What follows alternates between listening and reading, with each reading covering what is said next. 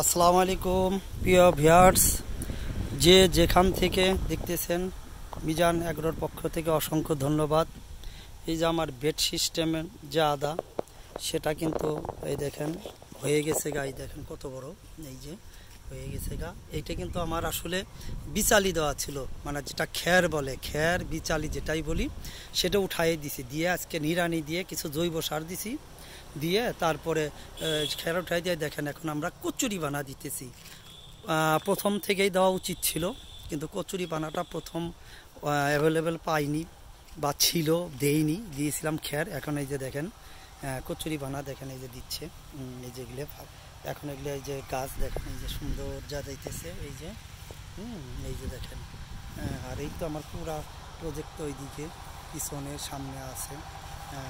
এটা 4টে বেড, যেটা বেডেরটা আমরা করতেছি। আর এই যে দেখেন এগুলাও আপনার এই যে আমার যেগুলা ইয়েতে লাগাইছি আপনার বস্তায়, এই যে বস্তায় গাছ অনেকগুলো এরকম আছে। এই যে দেখেন আবার যে দুইটা, এই যে দেখেন এই যেগুলো কচুরি বানা দেওয়া আছে, এগুলো আবার কালকে থেকে করে দেব সবগুলাতে। এই যে দেখেন সুন্দর গাজাইছে, সুন্দর করে গাজাইছে, সুন্দর সুন্দর গাজানো।